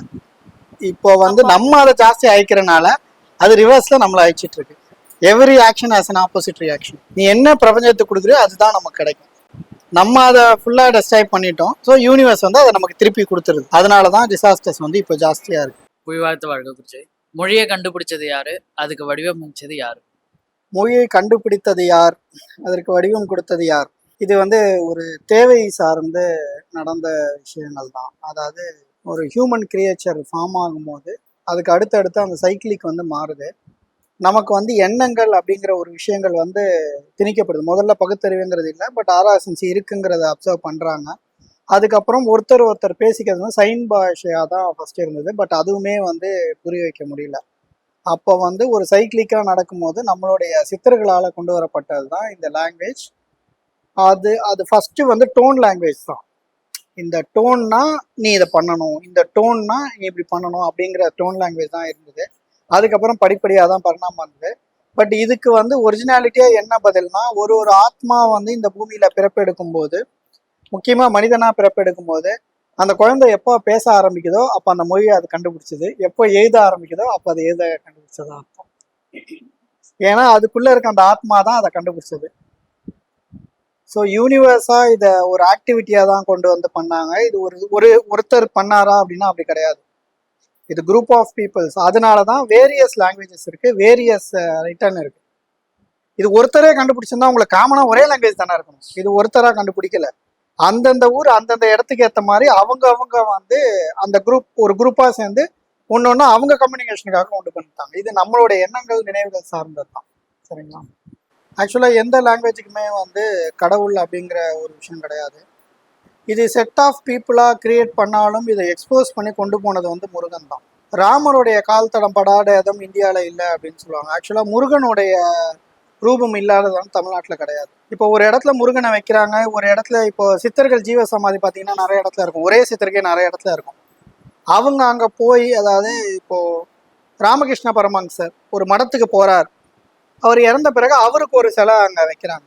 அப்போ முருகனுக்கு இந்த மாதிரி நிறைய இடத்துல இருக்கு அப்படின்னா அவர் அபியஸ்லி எல்லா இடத்துக்கும் போயிருக்காரு. ஸோ இந்த தமிழ் மொழியை வந்து உலகம் ஃபுல்லாக பறைசாற்றுறது யாருன்னா முருகன் தான். அவர் கொண்டு போய் சேர்க்கிறாரு. அவர் வந்து இதை ஃபார்மர் கிடையாது, பட் கொண்டு போய் சேர்த்தவர் வந்து அவர் தான். ஈவன் வந்து தமிழோடைய மாநாடு, அதாவது இயல் இசை நாடகம் அது நடந்த முதல் தமிழ் மாநாட்டில் வந்து சிவனே இருந்ததா சொல்லுது. அப்படின்னா முருகனுக்கு முன்னாடியே தமிழ் மொழி வந்து இருந்திருக்கு. பட் அதை கொண்டு போய் எல்லாத்தையும் சேர்த்தது யாருன்னா முருகன் தான். அக்ராஸ் த வேர்ல்ட் அவர் கொண்டு போய் சேர்த்தனால தமிழ் கடவுள் முருகன் அப்படின்னு ஆகிட்டாங்க. நீங்க இப்போ ஒரு லாங்குவேஜ் புதுசாக எனக்கு கொண்டு வரீங்கன்னா நீங்க தானே அதுக்கு ஃபார்மர். ஒரு லாங்குவேஜ் நீங்க எனக்கு சொல்லி தரீங்கன்னா நீ என்ன பொறுத்தவரை நீங்க தான் அதை வந்து என்கிட்ட கொண்டு வந்து சேர்க்குறீங்க. அப்படின்னும் போது அவரு நலையாட்டத்துக்கு கொண்டு போய் இந்த தமிழ் லாங்குவேஜை சேர்த்தனால அவர் வந்து தமிழ் கடவுளாக பார்க்கப்படுறார். அவ்வளோ. ஸோ இதுக்கு பின்னாடி இருக்க விஷயம் வந்து ரொம்ப சிம்பிளாக இவ்வளோ தான். நம்ம பாரம்பரியத்தை கொண்டு போய் சேர்த்ததும் அதுதான், நம்ம கல்ச்சரை டிசைன் பண்ணதுமே முருகன் தான். இப்படி தான் வாழணும் அப்படிங்கிற விதிமுறையை கொண்டு வந்ததுமே முருகன் தான். அதனால தான் முருகன் இல்லாத இடம் வந்து தமிழ்நாட்டில் கிடையாது. நீங்கள் எந்த டிஸ்ட்ரிக்ட் போனாலும் அதில் ஒரு முருகன் கோயில் கண்டிப்பாக இருக்கும். அகத்தியரை இலக்கணம் வகுக்க சொன்னது முருகன். இந்த மொழிக்கு வந்து ஏன்னா அவர் தான் வந்து முதல்ல ஆன்மீகத்துக்கான அடித்தளமிட்டது வந்து முருகன் தான். அதனாலதான் அவர் ஆதிசித்தனா நம்ம வந்து பாக்குறோம். எல்லாமே வந்து மாயை அப்படிங்கிறத உணர்ந்து முதல்ல ஆண்டிக்கோலம் எடுத்தது முருகன் தான். ஸோ அவரு தான் வந்து அகத்தியருக்கு வந்து இந்த இன்ஸ்ட்ரக்ஷன் பாஸ் பண்றாரு. இந்த மொழிக்கு வந்து ஒரு இலக்கணம் வரணும் அப்படிங்கிற இன்ஸ்ட்ரக்ஷனே அவர் தான் கொடுக்குறாரு. இதை பேஸ்மெண்டா வச்சுதான் அவரை வந்து தமிழ் கடவுள் அப்படின்னு கொண்டு வராங்க. குருஜி, எனக்கு ஒரு சந்தேகம் என்னன்னா, கண்களோட உண்மையான பவர் என்ன? ஏன்னா மகாபாரதத்துல வந்துட்டு காந்தாரி வந்து என்ன பண்ணுவாங்கன்னா, அவங்களோட கண் கட்டு திறந்ததுமே எதிரில் துரியோதனன் வந்துட்டு அந்த பார்வையோட சக்தினால உடம்பு ஃபுல்லா இரும்பாகிரும், அவரு மறைச்சிருந்த ஒரு இடம் தவிர. இதே போல என்னன்னா, இதே மகாபாரதத்துல கிருஷ்ணர் வந்துட்டு ஒரு அசுரன் வந்து கிருஷ்ணரை துரத்திட்டு போகும்போது, ஏன்னா அவருக்கு ஒரு வித்தியாசமான வரம்னா அவரை யாராலும் டக்குன்னு அழிக்க முடியாது. ஸோ அவர் வந்து சமயோசிதமா என்ன பண்ணுவாருன்னா, இவர் வந்து ஒரு குகைக்குள்ள கூப்பிட்டு போவாங்க ஓடுற மாதிரி. போகும்போது என்ன பண்ணுவாருன்னா, அவர் போட்டிருந்த ஒரு துணியை அவர் மேல அப்படி வீசிட்டு அப்படி போயிடுவாரு. ஸோ அந்த முனிவரோட தவம் வந்து அந்த அசுரன் என்ன நினைச்சுப்பான்னா, இங்க வந்து படுத்துக்கிட்ட மாதிரி ஒளிஞ்சிருக்க மாதிரி நடிக்கிறாங்க, சரி ஓகேன்னு டக்குன்னு அந்த முனிவரோட தவத்தை கலைக்கிற விதமா அட்டாக் பண்ற மாதிரி எழுப்பிடுவாரு. உடனே எழுப்பினா அவர் கண்ணை திறந்ததுமே அந்த கண்ணுக்குள்ள இருந்து ஒரு ஃபயர் மாதிரி வந்துட்டு அவனை ஃபுல்லா தூசியா எரிச்சிரும். ஸோ இது எப்படி நடக்குது? இந்த கண்ணோட உண்மையான, இப்ப நம்ம சாதாரண பாக்குற விஷயமா இல்ல, இது பின்னாடி என்ன ஒரு என்னன்னா வந்து கண்களோட உண்மையான பவர் என்னது? கண்களோட ஒரிஜினல் பவர் என்ன அப்படின்னா, உங்களை எல்லா விஷயத்திலயும் சிக்க வைக்கிறது யாருன்னு தெரியுமா? கண்ணுதான். கண்ணுதான். எல்லா விஷயத்தை நோக்கி உங்களை ஈர்க்கிற விஷயம் எது? கண்ணு. மூளைக்கு ரொம்ப பக்கத்துல இருக்கிறது எது? கண்ணு. மற்றதெல்லாம் நீங்க காதுல கேட்டாலும் அதை கொண்டு போய் சேர்க்கிற மைக்ரோ செகண்ட்ஸ்குள்ள கண்ணு கொண்டு போய் சேர்த்துரும். ஸோ உங்களுடைய வாழ்க்கை, உங்களுடைய நடைமுறைகள் எல்லாத்தையும் டிஃபைன் பண்றதே கண்ணு தான். ஸோ உங்க பார்வையை வந்து நீங்க கட்டுப்படுத்த ஆரம்பிச்சா உங்க வாழ்க்கை உங்க கட்டுக்குள்ள வந்துடும். ஓகேங்களா? ஸோ உங்களுக்கு நல்ல விஷயங்கள் கெட்ட விஷயங்கள் எல்லாத்தையுமே கண் மூலியமா எடுத்தாலும் இது முதல்லயே வந்து மூளைக்கு கொண்டு போயிடும். இதுலயே இன்னொரு வேரியேஷன் இருக்கு. ரைட்டே ரொம்ப சீக்கிரம் திரும்பவும், லெஃப்ட் வந்து கொஞ்சம் ஒரு மைக்ரோ செகண்ட்ஸ் லேட்டாக தான் கொண்டு போகும். ஓகேங்களா? இதுக்கு பின்னாடி பெரிய சயின்ஸ் இருக்கு. பட் நமக்கு வந்து கண்ணு தான் வந்து மூலதனம் அப்படின்னு சொல்லுவாங்க. ஒருத்தனுடைய வாழ்வின் வெற்றியும் வீழ்ச்சியும் வந்து அவன் கண்ணை சார்ந்தது தான். And I is the very secret thing in human body. கண்ணு வந்து ரொம்ப பெரிய ரகசியம். ஒருத்தன் கண்ணு என்ன பார்க்குது, என்ன படிக்குதுங்கிறத தெரிஞ்சுக்கிட்டா அவன் யாருங்கிறத நீங்க புரிஞ்சுக்கலாம். ஒருத்தன் கண்ணில் என்ன பார்க்குறான், என்ன பண்றாங்கிறத நீங்க புரிஞ்சுக்கிட்டா அவனையும் நீங்க கண்ட்ரோல் பண்ணலாம். பட் அவன் யாருங்கிறத நீங்க ஈஸியாக ஐடென்டிஃபை பண்ணிடலாம். ஸோ கண்ணுடைய பவர் என்ன அப்படின்னா, மொத்தம் நம்ம வாழ்க்கையோடைய மொத்த சாராம்சமுமே கண்ணு தான். அதனாலதான் சூரியக்கலை சந்திரக்கலை ரெண்டுமே வந்து இருக்கும். சூரியக்கலை அப்படிங்கிறது வந்து பாசிட்டிவை குறிக்கும், சந்திரக்கலைங்கிறது நெகட்டிவ் குறிக்கும். இந்த ரெண்டுமே வந்து கண்கள் கிட்ட வந்து இருக்கு. மூச்சுல நீங்க பாசிட்டிவ் நெகட்டிவ்னு கொண்டு போக முடியாது. காதுல கேட்கறத பாசிட்டிவ் நெகட்டிவ் பெருசா கொண்டு போக முடியாது. ஆனா பாக்குற ஒரே விஷயத்த ஒருத்தர் பாசிட்டிவா பார்க்கலாம், ஒருத்தர் நெகட்டிவா பார்க்கலாம். நான் சொல்ற நல்ல விஷயத்தையே ஒருத்தங்க நல்லதாவே அப்சர்வ் பண்ணலாம், கெட்டதாகவும் அப்சர்வ் பண்ணலாம். சரிங்களா? அதனாலதான் கண்ணுக்கு வந்து சூரியக்கலை சந்திரக்கலைன்னு வச்சிருப்பாங்க. என்னை பொறுத்தவரையில கண்ணு தான் வந்து வாழ்க்கை. கண்ணை நீங்க கண்ட்ரோல் பண்ண ஆரம்பிச்சா உங்க சுவாசம் உங்க கண்ட்ரோலுக்கு வந்துடும். சுவாசம் உங்க கண்ட்ரோலுக்கு வந்தா உங்க லைஃப் வந்து யூனிவர்ஸ் நோக்கி போக ஆரம்பிக்கும், அதாவது முக்தியை நோக்கி போக ஆரம்பிச்சிடும். அதாவது இதுல வந்து திருதராஷனுக்கு வந்து ஈஸியா முக்தி கொடுத்துருவாங்க, முக்தி கிடைச்சிரும். காரணம் என்னன்னா அவன் எதையுமே விஷுவல் பண்ணல. அந்த ஒரே காரணத்துக்கு வந்து அவருக்கு முக்தி கிடைச்சிடும். ஆனா அவரு எவ்வளவு தப்பு பண்ணாரு இல்ல? அவர் எதுவும் பார்க்கல, அவருக்கு எதுவும் விஷுவல் வரல. ஆனா எல்லாரும் சொல்றதெல்லாம் கேட்டு ரியாக்ட் எல்லாம் பண்ணாரு. அதுதான் சொல்றேன், அது 2வது ஸ்டேஜ்ல தான் இருக்கும். நீங்க பாக்குறது தான் வந்து ஃபர்ஸ்ட் ஸ்டேஜ் வந்து பார்வை தான். அதாவது ஒருத்தர் கஷ்டப்படுறவங்களை விட கஷ்டப்படுறத பாக்குறவங்க தான் வலி ஜாஸ்தியா அனுபவிப்பாங்க. அது காரணம் கண்ணு. உங்களுக்கு அதிக சென்டிமெண்ட்டை கொடுக்கறது கண்ணு தான். உடம்புடைய எந்த பாகத்தை விட உங்க உணர்ச்சிகளை தூண்டுற விஷயங்கள் எதா இருக்கு, சோகம், சந்தோஷம், காமம், குரோதம் எதா இருந்தாலும் முதல்ல ரிஃப்ளெக்ஷன் கொடுக்கறது கண்ணு தான். கண்ணு இல்லாதவங்க அதிகம் கோவப்பட்டு பார்த்துருக்கீங்கன்னா அவங்க வந்து அவ்வளோ சீக்கிரத்துல வந்து அந்த ஹைப்பர் டென்ஷனுக்கு போக மாட்டாங்க. ஆனா கண்ணு இருக்கும் உடனே அடுத்த செகண்ட் வந்து போயிடுவாங்க. இப்போ ஒரு ஆக்சிடென்டே நடக்குதுன்னு வச்சுக்கோங்களேன், உங்க வண்டி இன்னொரு வண்டி வந்து ஸ்கிராச் பண்ணிட்டு போயிருது, கண்ணு இருக்கிறவன் உடனே ரியாக்ட் ஆகும். கண்ணு தெரியாத என்ன பண்ணுவோம், அது ஸ்கிராச்னு கண்டுபிடிக்கவே அவனுக்கு லேட் ஆகும். யாராவது சொல்லி தான் அவனுக்கு தெரியும். அதுவும் எந்த இடம்னு பார்த்து கண்டுபிடிச்சி ரியாக்ட் ஆகிறதுக்குள்ள அங்க அந்த பிரச்சனையே சால்வ் ஆயிடும். ஆனா கண்ணு அப்படி இல்லை, உடனடியா ரேய் தூக்கு அப்படின்றோம். ஸோ அதனால கண்ணு தான் நம்ம வாழ்க்கை. கண்ணை நீங்க அதாவது உங்க பார்வையை எதை பாக்குறோங்கிறத கண்ட்ரோல் பண்ண தெரிஞ்சா உங்க வாழ்க்கை உங்க கையில. புயல்த்த வாழ்க குருஜி. எனக்கு என்ன கேள்வி அப்படின்னா, இப்ப பொதுவா எல்லாருமே சொல்லக்கூடிய ஒரு விஷயம் என்ன அப்படின்னா, நம்ம பண்ணக்கூடிய நம்மளோட சந்தோஷம் அப்படின்றது மற்றவங்களை பாதிக்கல அப்படின்னா அது பிரச்சனை கிடையாது அப்படின்னு சொல்லிட்டு, அது வந்து நம்ம பண்ணக்கூடிய அந்த செயல்கள் வந்து தவறானதா கூட இருக்கலாம், ஆனா அது வந்து மற்றவங்களை பாதிக்கல, மற்றவங்களுக்கு அது தெரியல அப்படின்னா பிரச்சனை இல்லை அப்படின்ற மாதிரி சொல்றாங்க. அது சரியான விஷயம் அப்படின்னு இப்ப நிறைய பேர் வந்து அப்படிதான் யோசிக்கிறாங்க. என்னோட சந்தோஷம் மற்றவங்களை பாதிக்கல அப்படின்னா அது சரி அப்படின்னு சொல்லிட்டு, அது எப்படி சரியாகும்? என்னுடைய சந்தோஷம் அடுத்தவங்களை பாதிக்கவில்லை, அதனால அது வந்து எனக்கு கர்ம வினையை சேர்க்காது அப்படிங்கிற ஒரு கணக்கில் வந்து இருப்பாங்க. பட் இது எல்லா இடத்துலையுமே செட் ஆகாது. இது 90% செட்டே ஆகாது. ஏன் அப்படின்னு பார்த்தீங்கன்னா, நீங்கள் உதாரணத்துக்கு வந்து ஒருத்தர் சிகரெட் குடிக்கிறாரு அப்படின்னா அபியஸ்லி அவங்க அப்பா அம்மா கிட்ட இருந்தால் ஒரு விலைக்கு தான் அதை பண்ணுவார். நார்மலி யாருக்குமே தெரியாமல் பிடிக்கணும் அப்படின்னு சீக்கிரட்டாக தான் பிடிக்கிறாங்க. அது அவருக்கு ஒரு சந்தோஷத்தை தருது. ஓகே, அது யாருக்கும் தெரியலை அப்படிங்கிறது ஒரு காரணம் இருந்தாலும் அந்த புகைங்கிறது நம்ம யூனிவர்ஸை காற்ற மாசுபடுத்திடுது. அபியஸ்லி அது கர்மால சேர்ந்துடும். பார்க்குறாங்களோ இல்லையோ அது கர்ம வினை தான், கர்மால சேர்ந்துடும். அடுத்தபடியாக வந்து இப்போ குடிப்பழக்கம் இருக்குது அப்படின்னு வச்சுக்கோங்களேன். ஸோ அடுத்தபடியாக அவங்க வந்து இதுதான் மோஸ்ட் ப்ரியாரிட்டி. நான் குடிச்சு நான் பாடி வீட்டில் போய் படுத்து கிடக்கிறேன்பா, எனக்கு வந்து இது எப்படி கர்மாவாகும், என் சந்தோஷத்துக்கு நான் குடிச்சிக்கிறேன், நான் யாரையும் அடிக்கலை, யாரையும் எதுவும் பண்ணலை, நான் பாடு குடிக்கிறேன், நான் பாடு போய் வீட்டில் படுத்துறேன். நிறைய பேர்கிட்ட இந்த ஸ்டேட்மெண்ட் வரும். ஃபர்ஸ்ட் ஸ்டேட்மெண்ட் வராது, ஏன்னா சொல்ல மாட்டாங்க. பட் இந்த ஸ்டேட்மெண்ட் வந்து நிறைய பேர்கிட்ட வரும். அபியஸ்லி குடிக்கிறனால நாசமாற குடும்பங்கள் வந்து ரொம்ப இங்கே ஜாஸ்தி. அவங்க அந்த டாஸ்மாக் ரன் பண்றது எதனால, அதாவது இந்த ஒரு ஒயின் ஷாப்பே ரன் பண்றாங்கன்னு வச்சுக்கோங்க, டாஸ்மாக்ங்கிறத விட்டுட்டு நீங்க ஒரு ஒயின் ஷாப் ரன் பண்றாங்க அப்படின்னா லாபத்தின் அடிப்படையில தான் வந்து அதை ரன் பண்றாங்க. ஸோ நீங்க கொடுக்குற ஒரு மணியும் அந்த லாப கணக்குல தான் போகுது. அவங்க வந்து குடிச்சு என் குடும்பமே இன்னைக்கு இந்த குடினால சீரழிஞ்சு போச்சுன்னு ஒருத்தங்க சாபம் கொடுத்தா அந்த லாப கணக்குல வர உங்களுக்கும் அதை வந்து சேர்ந்து. அதனால அபியஸ்லி நான் யாரையும் தொந்தரவே பண்ணல அப்படின்னாலும் அந்த கர்மாவும் என்னை பாதிக்க தான் செய்யும். இது ஒண்ணு அப்படின்னாலும் எப்பவுமே தனக்கு இன்பம் தர ஒரு விஷயம் வந்து நம்ம பர்சனலைஸ்ட வந்து பாதிச்சிடும். எனக்கு ஒரு விஷயம் சந்தோஷத்தை தருது, அது யாரையும் பாதிக்கல அப்படின்னா அது ஒன்னையே பாதிச்சிடும். அது ஒன்னை மட்டும் பாதிக்காது, ஆப்வியஸ்லி உங்களை சார்ந்திருக்க எல்லாரையும் பாதிக்க ஆரம்பிச்சிடும். கரெக்ட் தானே? இப்போ ஒருத்தன் வந்து நீங்க சிகரெட் தண்ணினே எடுத்துக்கிட்டாலும் அது யாருக்குமே தெரியாம பண்றான், குடிச்சிட்டு வந்து வீட்டுல இருக்கிறான்னா அந்த வீட்டை அது பாதிச்சிருது. சிகரெட் குடிக்கிறவனுடைய ஹெல்த் பாதிக்குது, யாருக்குமே தெரியலனாலும் அடுத்த சைக்கிள்ல வந்து அவங்க ஹெல்த் ரீதியா பாதிக்கப்படுது. அவன் டிபெண்ட் பண்ணிருக்க எல்லாருமே அதனால பாதிக்கப்பட்டுறான். அபியஸ்லி அது கர்மாவா சேர்ந்துருது. இல்ல இங்க யாரும் பாதிப்பு இல்லாம எதுவும் செய்ய முடியாது. அப்படியே இல்லைனாலும் அட்லீஸ்ட் அது அவனை பாதிச்சிடும். அவனை பாதிச்சா அவனை சார்ந்தவங்கள அது ஆட்டோமேட்டிக்கா பாதிச்சிடும். ஸோ அபியஸ்லி இது வந்து தப்பு தான். இது தப்பு இல்லைன்னு நம்ம எங்கேயுமே சொல்ல முடியாது. அது எந்த விஷயமா இருந்தாலும் சரி, அவங்களே அது பாதிச்சுக்கிறதா இருந்தாலும் நான் என்ன பாதிச்சுக்கிறோமா, நான் என்ன எனக்கு இது சந்தோஷத்தை தருது அப்படின்னாலும் காலப்போக்குல அது கண்டிப்பா எல்லாரையும் பாதிக்கும். அவங்கள சார்ந்த இருக்கவங்கள கண்டிப்பா பாதிக்க ஆரம்பிச்சிடும். அதனால அது தப்பு, அது கர்மால தான் சரி. எனக்கு என்ன குருஜினா, அம்மா ஒரு வீட்டுல வந்து ஒருத்தவங்க இறக்குறாங்க, கொஞ்ச நாள்ல அவங்களுக்கு அந்த வீட்டுல வந்து இன்னொரு நல்ல விஷயம் நடக்குது, கல்யாணம் நடக்குதுன்னா அந்த தம்பதியருக்கு அந்த இறந்த ஆத்மா வந்து குழந்தையா பிறக்குமா. உடனே 1 வருடங்கள் 2 வருடங்கள்ல அந்த ஆத்மா வந்து ஆமா எங்க அம்மா தான் என் ஒய்ஃப் வயித்துல வந்து பிறந்திருக்காங்க அப்படின்னு சொல்றாங்க இல்லையா, அது எந்த அளவுக்கு உண்மை. அவங்க பேர்ல நம்ம வருஷம் வருஷம் திதி கொடுக்குறோம். அவங்க பிறப்பு எடுக்க எவ்வளோ வருஷம் ஆகுன்றது நமக்கு தெரியாது. அவங்க இன்கேஸ் பிறப்பு எடுத்திருந்தா அந்த திதி கொடுக்கறது யாருக்கு போய் சேரும் அப்படிங்கிறது என்னுடைய கேள்வி. அது மட்டும் இல்லாம அவங்க பிறப்பு எடுத்துட்டாங்கன்னா இங்க நம்ம வீட்லயே அவங்க பிறப்பாங்களா குழந்தையா? அவங்களுடைய கர்ம வினையை பொறுத்து தான் அவங்களுடைய அடுத்த பிறவி இருக்கும். உங்க குடும்பத்திலே பிறப்பாங்களா, அதே குடும்பத்துல பிறப்பாங்களாங்கிறது நம்மளால பதில் சொல்ல முடியாது. பட் அபியஸ்லி அந்த வீட்டுல வந்து அவங்களுடைய நினைவுகள் ஜாஸ்தி இருந்துகிட்டே இருந்தா அவங்க அங்கேயே பிறக்கிறதுக்கான வாய்ப்பு 90% வந்து இருக்கும். ஒண்ணு. ரெண்டாவது வந்து இப்ப அவங்க மறுபிறப்பு எடுத்துட்டாங்க, அந்த திதி வந்து யாருக்கு போய் சேரும்? திதி நீங்க பண்றீங்க அப்படின்னா அந்த அரிசி பிண்டம் தான் வைப்பீங்க, அதை ஒண்ணுல வந்து தண்ணியில கரைச்சிருவீங்க. தண்ணியில இருக்கிறது யாரு? மீன் தான் நம்மளுடைய ஜீன்ல முதல்ல இருந்தது.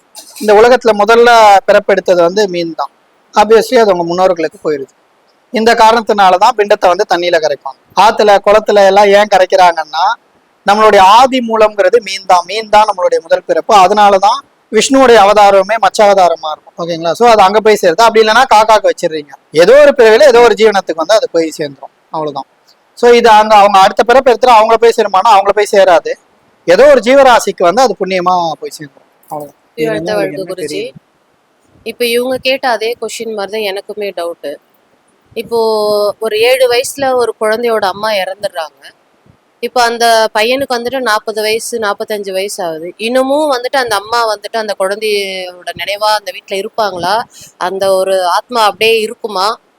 இல்லை அவங்க வேற அடுத்த ஜென்மத்துக்கு போயிடுவாங்களா? அந்த 7 வயசுல குழந்தையோட அம்மா இறந்தவங்க அந்த ஆத்மா வந்துட்டு அந்த பையன்கிட்டே சுத்திட்டு இருக்குமா? இருப்பாங்களா? அது சாத்தியமா? முதல்ல ஒரு விஷயம் என்ன அப்படின்னா, ஆப்வியஸ்லி 30+ இயர்ஸ் ஒரு ஆத்மாவில் இருக்க முடியாது. ரொம்ப ஜாஸ்தி இருக்க முடியாது. கண்டிப்பாக அவங்க பிறவை எடுத்துருவாங்க. அதுவும் நீங்க சொல்ற அந்த பர்சன் வந்து ஆண் வாரிசு அப்படிங்கிற மாதிரி இருந்தா இதுக்கு வாய்ப்பே கிடையாது. அவங்க பிறவை எடுத்துருவாங்க. 30 வருஷம்லாம் வாய்ப்பே இல்லை. ஒரு ஆத்மாவால சஸ்டெயின் பண்ணவே முடியாது. அவங்களுக்கு ஏதாவது கண்டிப்பா ஒரு வருஷத்துக்கு மேலே ஒரு உடம்பு தேவைப்படும். பர்த்துக்கு போயிடுவாங்க. ஸோ ஒரு ஆத்மா வந்து சப்போர்ட் பண்ணுவாங்களான்னா இல்லை. குருஜி புவி வாழ்த்த வாழ்க. எனக்கு ஒரு சந்தேகம் என்னன்னா, இப்போ நாளுங்கிழமை வருது, கிருத்திகை அந்த மாதிரி முக்கியமான பண்டிகை தினங்களில் இப்போ தினசரி பூஜை பண்ணுறவங்களுக்கு வந்து வீட்லேயும் பூஜை பண்ணுவாங்க, கோயிலுக்கும் போகணும். முக்கியமான நாட்களில் கோயிலுக்கு போய் வழி பண்ணணும்னு நினைப்பாங்க. கூட்டம் காரணமாகவும் இல்லை வீட்டில் நான் முழு நேரம் செலவு பண்ணால் அங்கே கோயிலுக்கும் போக முடியாது. இந்த மாதிரி ஒரு சூழ்நிலை இருக்குது. அப்போ நம்ம கோயிலுக்கு மட்டுமே போனாலும் வீட்டில் சாமி கும்பிடலேன்னு ஒரு எண்ணம் வருது, இல்லை வீட்டில் மட்டுமே கோயிலுக்கு போகலேன்னு ஒரு எண்ணம் வருது. என்னதான் இது இந்த ரெண்டுத்துல எது ஒன்று பண்ணாலும் முழு திருப்தி வந்து வரல. இப்போ தினசரி பூஜை பண்ணுறவங்க பெரிய கோயிலுக்கு போனாலும் இன்னைக்கு வந்து நம்ம வீட்டில் பூஜை பண்ணல, அதுக்கு சில மற்ற முறைகள் சொல்கிறாங்க, எடுத்து வச்சுட்டு போயிடுங்க நெய்வேத்தியம் அப்படிலாம் சொல்கிறாங்க. இதை எப்படி கையாளுறது? இது வந்து எனக்கு மட்டும் இருக்கா, இல்லை இது பொதுவாக எல்லாருக்கும் தோணுதா? இதை எப்படி கையாளுறதுன்றது ஒரு சந்தேகம்.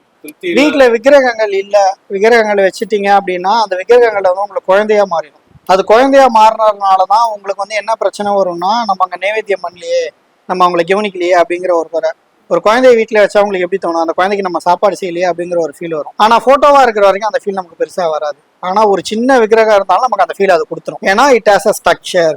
அதுக்கு உருவ வந்துருச்சு அப்படின்னா நமக்கு வந்து அந்த ஃபீல் அப்வியஸ்லி வந்துடும். இது வந்து ஒரு சைக்காலஜிக்கலி அவங்க ரிலேட்டட் தான். இப்போ ஒரு குழந்தை வீட்டில் பண்ணி போட்டு நீங்கள் போய் எங்கே என்ன கவனிச்சாலும் அது வந்து பெருசாக பலன் தராது. அதனால வீட்டில் விக்கிரகங்கள்னு வச்சுட்டா நீங்கள் ப்ரியாரிட்டி அந்த விக்கிரகங்களுக்கு தான் கொடுத்தாகும். அதுக்கப்புறம் தான் அடுத்தது. ஓகே, ஆக்சுவலாக வந்து மதங்கள் இந்த ஸ்ட்ரக்சர்டு அப்படிலாம் நம்மளுடைய முன்னோர்கள் கொண்டு வந்தது தான். இது வந்து ஒரு லைஃப் சைக்கிள், ஒரு லைஃப்பை வந்து எப்படி வாழணுங்கிற வழிமுறைகளை தான் அவங்க வந்து மத ரீதியாக சொல்லியிருக்காங்க. ஸோ இந்த ஸ்ட்ரக்சர்டு வந்து வேற மதத்தில் இருக்கான்னா கிடையாது. அப்போ ரூட் எங்க ஆரம்பிக்குதுன்னா இங்கே தான் ஆரம்பிக்கும். ஒரு புக்கு கூட இருக்கு, அது பேர் எனக்கு ஞாபகம் இல்லை. அந்த புக்கில் வந்து ஒரு ஃபாரினர் தான் ரிசர்ச் பண்ணி எழுதியிருப்பார். உலகத்துல நிறைய விதமான மக்கள் இருக்காங்க. அந்த எல்லா விதமான மக்களையும் நீங்க எங்க பார்க்க முடியும்னா இந்தியாவில் பார்க்க முடியும். முகம் சப்பையா, மூக்கு சப்பையா, மூக்கு கம்மியா, கண்ணு பாதி திறந்து, இந்த மாதிரி எல்லா ஸ்ட்ரக்சர் மக்களும் எங்க இருக்காங்கன்னா இந்தியாவில் இருக்காங்க. So 2 option. ஒரு ஆப்ஷன் வந்து எல்லா இடத்துல இருந்து இந்தியாவுக்கு வந்திருக்கணும், இல்லை இங்கேருந்து எல்லா இடத்துக்கும் போயிருக்கணும். முதல் விஷயம் நடக்க சான்ஸ் இல்லை. ஏன்னா அல்டர்னேட்டிவா எப்படி எல்லா இடத்துல இருந்து இங்கே வந்துருக்க முடியும்? ஸோ மக்களுடைய ஆரிஜின் இங்கேருந்து தான். இங்கேருந்து தான் எல்லாமே வந்து அவங்கவுங்க இடத்துக்கு போயிருக்காங்க. ஆப்வியஸ்லி இப்போ நிறைய இடத்துல வந்து இந்த குலதெய்வ வழிபாடு இது எல்லாமே வந்து மிஸ் ஆயிருச்சு. ஆனால் இப்போ நான் ஏற்கனவே சொன்ன மாதிரி அந்த குரு வழிபாடு, குலதெய்வ வழிபாடு இதெல்லாம் இப்போ தேட ஆரம்பிக்கிறாங்கன்னா அதுக்கு ரீசன் வந்து யூனிவர்ஸோடைய ஆரா சேஞ்ச் ஆகுது. யூனிவர்ஸோடைய ஆரா சேஞ்ச் ஆகும்போது இதெல்லாம் ஆப்வியஸ்லி நடக்கும். அவங்க ரூட் என்ன, அந்த ரூட்டை நோக்கி நம்ம போவோம் அப்படின்னு சொல்லி மாற ஆரம்பிப்பாங்க. இது வந்து ஆத்மா ட்ரிகர் பண்ணுறது தான். அந்த ஆத்மா செல்ஃப் ரியலைசேஷன் வந்து அது ட்ரிகர் பண்ணுற விஷயங்கள் தான். ஸோ இவ்வளோ நேரம் உங்கள் கேள்விகளுக்கு வந்து பதில் அளிச்சிருந்தேன். அநேகமாக உங்கள் கேள்விகள் அதாவது ஒரு சேச்சுரேஷன் லெவலுக்கு வந்திருப்பீங்க. ஸோ ஆன்மீகம் பொறுத்த வரையில் நிறைய விஷயத்த வந்து ரகசியம் அப்படின்னு சொல்லி தான் எல்லாமே வந்து ஸ்டாப் பண்ணி வைப்பாங்க. இன்னைக்கு ஜென்ரேஷனும் அந்த ரகசியத்தை வந்து தேட ஆரம்பிச்சிருக்காங்க. அதில் ஒரு பகுதியாக தான் இன்னைக்கு நீங்கள் கேட்ட கேள்வியெல்லாம். அநேகமாக இந்த கேள்வி வந்து உங்களுக்கு செல்ஃப் ரியலைசேஷன் வந்திருக்கலாம், இல்லை உங்கள் பசங்க யாராவது உங்களை கேட்டிருக்கலாம். ஸோ அதோடைய தெளிவை தான் வந்து நீங்கள் தேடுறீங்க. இந்த மாதிரி நிறைய பேர் வந்து தேடுதலில் இருக்காங்க. இப்போ இந்த வீடியோ பார்த்துட்டு இருக்கவங்களும் ஏதாவது கேள்வினா கமெண்ட்ல போடலாம், அதுக்கான பதிலும் கொடுப்போம். உங்கள் கேள்விகள் வந்து எனக்கு நிறைய விஷயத்த ரிசர்ச் பண்ணுற லெவலுக்கு கொண்டு வந்திருக்கு. ஸோ நான் அதுக்கான இன்னும் ரிசர்ச்சில் இறங்கணும் அப்படிங்கிறத வந்து ஒரு பெரிய விஷயமா எடுத்திருக்கேன். கண்டிப்பாக அதை நான் பண்ணுவேன். இந்த கேள்விகளை கொண்டு வந்து கேட்டதற்கு உங்கள் எல்லாருக்கும் வந்து நான் நன்றி தெரிவிச்சுக்கிறேன். ஏன்னா இது உங்களுடைய கேள்விகள் இல்லை, இது எல்லாமே பொதுவான கேள்வி, யூனிவர்ஸ்க்கான கேள்வியாக தான் இருந்தது. நன்றி. மீண்டும் அடுத்த ஒரு நிகழ்வில் சந்திப்போம். வணக்கம். புவி வாழ்த்த வாழ்க.